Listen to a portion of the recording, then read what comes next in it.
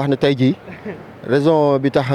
ñu ubbi kii bi porte ouverte bi c'était pour faire visiter les commerçants et la population par rapport ak li ñu doon def fii pour ñoom muy projet construction wu marché Gueule Tapée bi nga xam ne temps yëpp mi ngi suscité des problèmes ku nekk mi ngi wax je pense bien que ne mbir bu amee donc ku nekk war nga laaj war nga xool lan moo ko waral donc li ko waral boobu nag maintenant balaa ñuy communiquer il faut nga jox ñi nga xam ne ñoom la ñu doon defaral muy les commerçants ak la population ñi nga xam ne ñoom bijou bi ñoom dañ ne seen bijou la ñu leen doon defar ñu ñëw xool maintenant ñoom li ñu doon defar lan la parce que maire tëj na ko wax ji bëri parce que maire lenn kese moo tax mu tëj ko parce que c'était pour protéger l'intérêt de la population des commerçants et de la commune aussi parce que doo am lu mel ni mu nekk sa biir commune donc ça fait pratiquement 4 ans voire même ñu dugg ci 5e année bi donc mu mel ni nga yaakaar ne waroon na pare bu yàgg parewul donc comme ni mu ko waxee rek parce que y a des situations yoo xam ne problème administratif la donc il fallait que maintenant moom bi mu ñëwee mu mën a caytuwaat càmbaraat maintenant li nga xam ne maintenant moom moo doon concernant projet bi bi mu ko defee il a vu des manquements yi nga xam ne maintenant mi ngi amoon ci biir donc bi mu ko gisee donc comme ni mu ko defee sur tous les autres dossiers woo ki nga xam ne le principal concerné pour waxtaan ak moom par rapport à cette situation donc le gars quand il est venu jot na wax ak moom nag bi mu jotee wax ak moom la mu waxoon ak moom nag ak la mu waxoon nag daf defu ci dara donc mu relancer waat par rapport ak situation boobu noonu parce que y a beaucoup de choses yoo xam ne xëy na peut-être moom bu waree def communication dina ci revenir au clair parce que man damay xëy na peut-être raay ci kaw mais dama ne nit bu ñu la dénkee am lu ñu la jox am kilifa bu nekk ci gox bi ñëw mu nekk kilifa gu bees je pense bien que li ñu war a njëkk a def mooy dem seeti ko waxtaan ak moom ci loolu pour mu xam li ngay def lan la. marché bi bëri na woon coow mais ñun bañ ñu woon tabax mais conditions yi nga xamante ni moom lañ nekkee woon baaxul woon parce que ñun dañu waxoon ni côté cantine serre rek la ñu waxoon ne ñu defar ñu dem ba si biir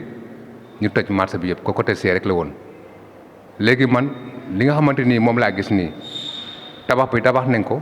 waaye dafa des mooy angle yi dafa xat rukkee na te tàng na amul benn aération parce que couloir yi yëpp boo duggee day amul ngelaw amul dara te lii fi ne ko ñun suñuy xeex bi ñun ñoo nekk si dëgg marché bi ñu koy tabax na ñëpp mànkoo nekk benn ñuy waxtaan ba jiboo solution am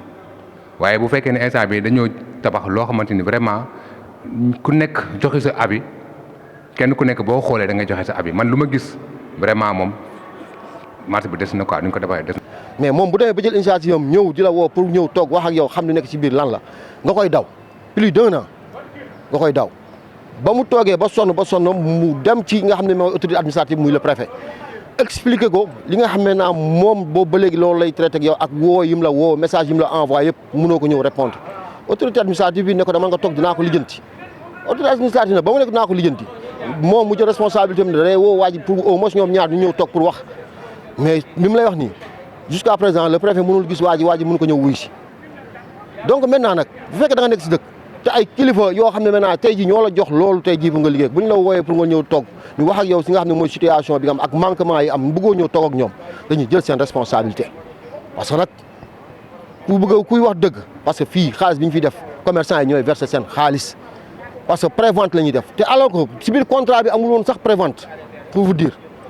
donc maintenant yow kese sundum nga jël sa projet di jël sa xaalis di ko teg Massamba xamul du délégué du maire du kenn xamul li ngay liggéey fii nii donc am na fa am bu fa tolloo da ngay ñëw leeral liñ la jox lan la. parce que ñun dañu waxoon ni cantine yi bu ñu fi nekkee dañuy nekk di chaque mois ñuy fay 10 000 francs léegi nag 10 000 francs yooyu moo doon courant bi mooy balayage bi ak gardien bi loolu yëpp gisuñu ko woon mais chaque fin de mois dañu doon cotiser 10 000 pour mën a fay courant bi te courant bi GPS la te GPS genre entreprise la léegi nag dem nañ ba 2 mois 3 mois yàgguñu sax ñu am ay bor yoo xamante ni presque bor bu nekk 6 millions 6 millions yi ñu ko doon gérer ñoo ñu andil problème te ñii dañu doon cotiser ba sonn léegi nag bañ demee ba si biir ñu jox ma ko man maa mujj ànd ak ay boy yoo xamante ni ñoom ñëpp maa leen formé ñu nekk groupe yàlla dimbali ma si même pas si 9 mois yi ñu ñoo mujj fay bor bi 6 millions yi waaw mais GPS bi moom ñun man mi maas mi man maa ko doon fay ak booy kenn mësuñu fayal kenn mësuñu jënd courant man maa doon ànd ak sama booy ñu fay ko si 9 mois yoo xamante ni 7 millions la chaque mois bu ñu récupéré 900000 di nga dugal 400000 dugal 500000 wala 400000 par moratoire. liggéey bi baaxut mi benn autour bi si fee dafa gàtt am aération te yàlla tere ji amul tey jii ñu fa nekk ñu fay faatu waaw marché moom liggéey moom amul dara commercial amu si waaw léegi moom commercial amu si waaw. waaw li promoteur moom amul moo xam moom na promoteur début ba fin dara jaar si dëgg lépp ay tappale la na fi nekk taxaw nii yaa moo nekk partie C ngoon na réfectionnel 142 gan waroon doon ñu fexe ba toj ko ba yenn partie box mais B bi box woon A box woon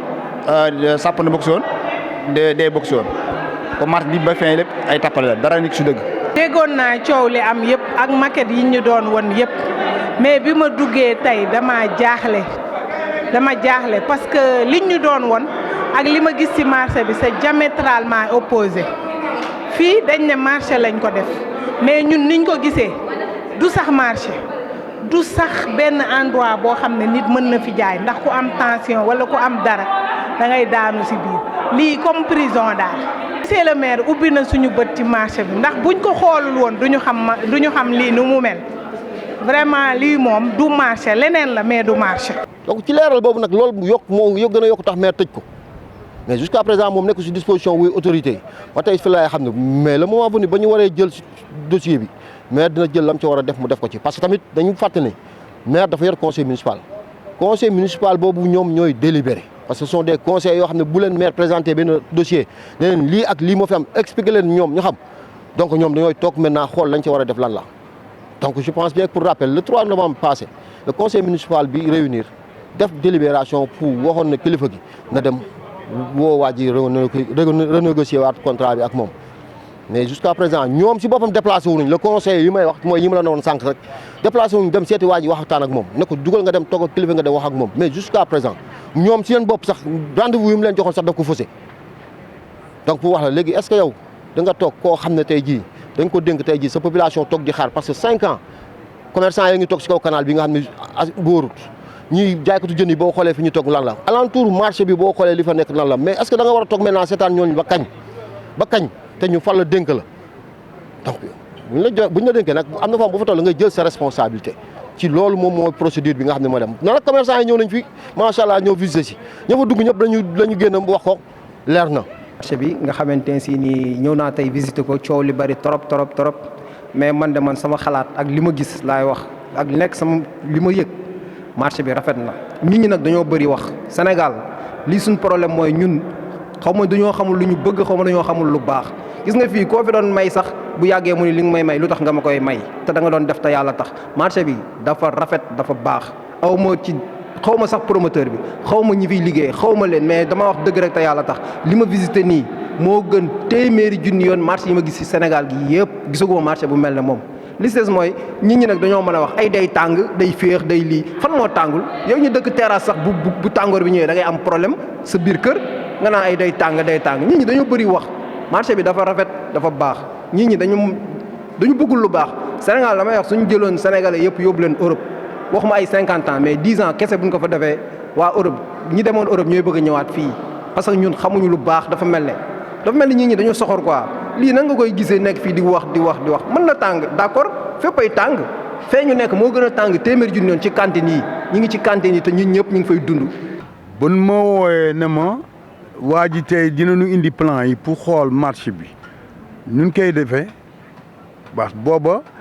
ñi ñaa ngi verser seen xaalis te nit ki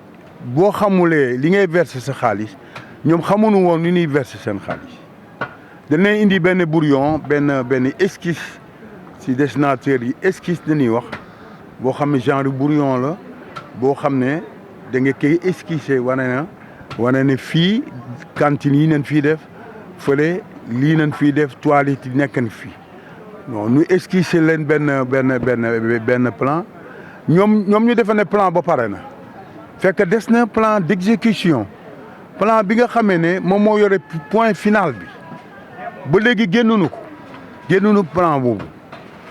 ñi di verser seen xaalis gëm ma di verser seen xaalis ñin ko jox tamit nangu nu leeral dara donc bu ma ñëwee si marché bi ma xool ne auteurs yi baaxul auteurs yi kii auteur la boo xamee boo tabax sa chambre moom ngay def parce que auteur bi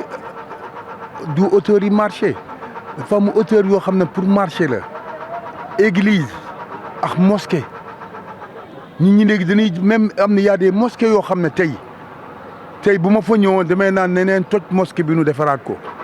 parce que auteurs yi man nga taal ay ventilateur ñëpp di ñax ndax auteurs yi nekk lañ fa def eggunu si norme yi defuñu norme yi kii nag man ñi ñëw ñëpp dañ ma laaj la ne sa xalaat man sama xalaat yëpp mooy c'est à démolir alal ju du jeex dem na si mais marché bi baaxul doxul man maa ko wax man maa wax ne marché bi kii du yëfu marché même nag ñooy mën a am marché boo xam ne benn dégagement lay am boo xam ne dina def 50 mètres de long amul benn aération amul benn éclairage xoolal te duggakati marché kii dugga marché day def va et vient mais bu amee problème boo xam ne asthmatique ak yooyu mais day daanu si marché bi couloir yooyu ñu wane nii ko buuxante bi parce que jëndkat bi day taxaw di waxaale bu taxawee di waxaale jël na benn espace boo xam ne y a 70 centimètres yoo xam ne day diminuer dégagement bi léegi buuxante am fa embouteillage am fa ñoom prévoir duñ loolu ba pare boo duggee ba génne doo gis fenn éclairage boo taaluwee lampe doo gis nit ki à 0 mètre doo ko gis mais kooku marché la wala mais nit ñi nanu xool ni def kii c'est à démolir dañ ko war a toj kii alal ji lu muy bari ma ne ji nga bâtiment yi ngay gis nii bi nga bâtiment yi am na bâtiment yi bari yoo xam ne dañ ko toj loolu jombunu ba am na bâtiment yoo xam ne dañ ko toj parce que doxul kii nag doxul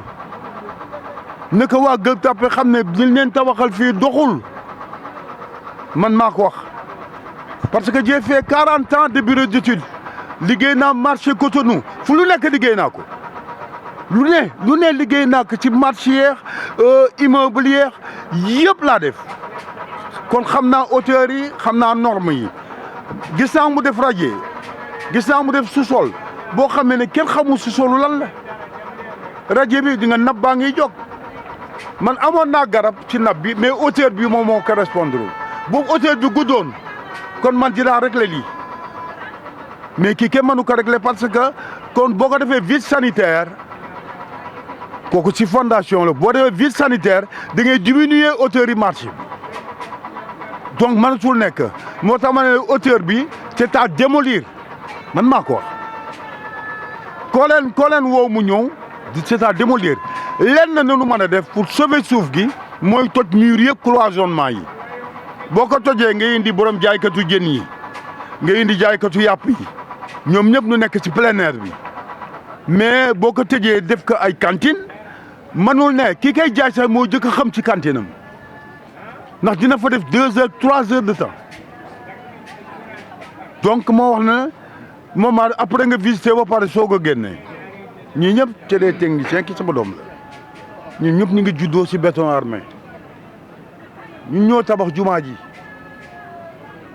ngay gis fii ñun ñoo ko créé tabax ko lépp loo fi gis amul si benn jumaa parce que man maa toog créé lépp li may def créé ñun koy defaree créé ñun koy def ñun koy sampee man maa créé yëpp. est-ce que moi la question que je veux demander. oui. mooy biñ koy defar est-ce que associé wu nañ leen ci yéen ñi nga xam ne vous êtes les riverains wala yéen ñi nga xam ne yéen am xam-xam. associé wu nañ si kenn même waa marché bi nga xamee ne ñoom ñooy anciens yi doon liggéey fii sax dañ leen dàq fii dañ ko daan tëj moom benn garde kenn du dugg fii gars yi di gis engins yi gis yëpp di dox ni ñoom ndeysaan nu am yaakaar ne marché bi kat ni ngi liggéey mais dara boo koy sookee da ngay ñëw si ña jege ñaale yi ngeen ne est-ce que amu leen ay techniciens yoo xam mën nañu représenter ci marché bi mais gisuloo fenn fu ñu affiché plan yi te war nañu affiché plan architecture plan béton armé plan électricité plan plomberie gisuloo ko fenn man bu ñu affiché woon plan yi aussitôt dinaa mën a waxaa ñi ñi nekk fii yéen duggakat ci marché yi fii ngeen di yem wala lel ngeen di jégg wala nangam mais mënuma ko wax ndax gisuma ay plan.